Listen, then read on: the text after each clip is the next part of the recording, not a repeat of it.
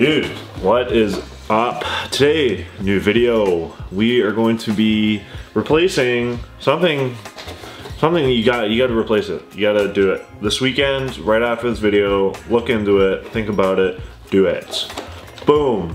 Your filter probably stinks. It's probably gross. It's probably got a ton of stuff in it. It's probably not even doing its job. It's probably restricting air from coming in because there's probably so much shit in it. We're gonna be doing this on the Mazda 3.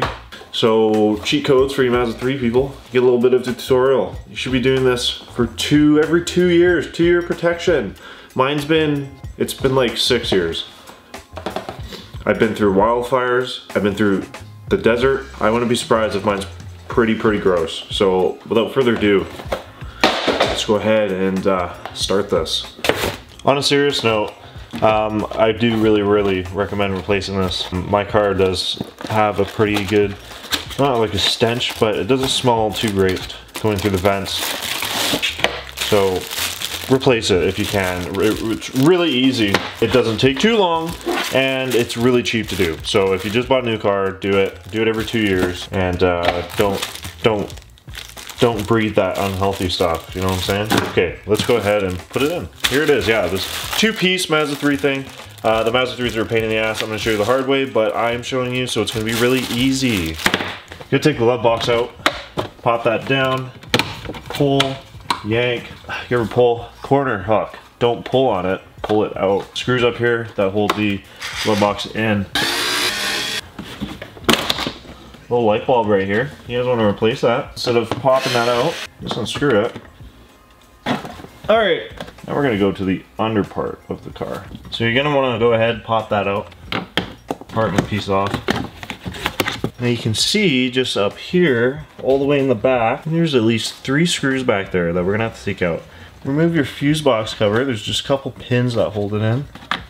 And there's a couple twisties up here as well that also hold it in. Now if you take a close look, you can see there's 2 nuts.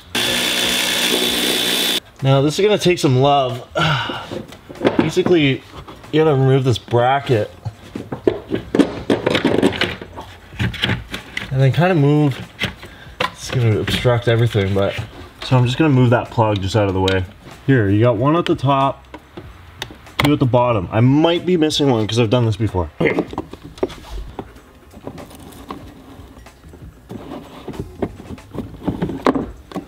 Our crusty air filters. So in the Mazdas specifically, make sure you pull them out just like this and note how they go in, because they do slide on top of each other. It is a pain to put back in because somehow you have to put the top one in first and then you literally slide the bottom one in. So just take note. It says that it's supposed to smell good. Oh, it's just got odor elimination. That's unfortunate. I'm just kidding. It doesn't smell. So what comes in from this side is quite the difference. There's a lot of stuff in there. Probably to the point where air's hardly going through there. This is how they're gonna sit inside. So let's go ahead and put these inside, shall we?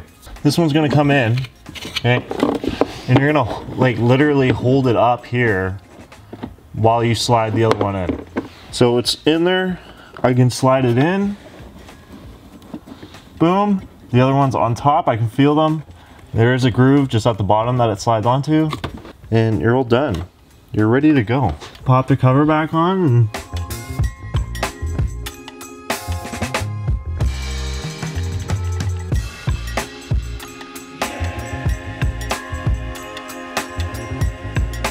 and just like that, it's all done. Easy. Easy W.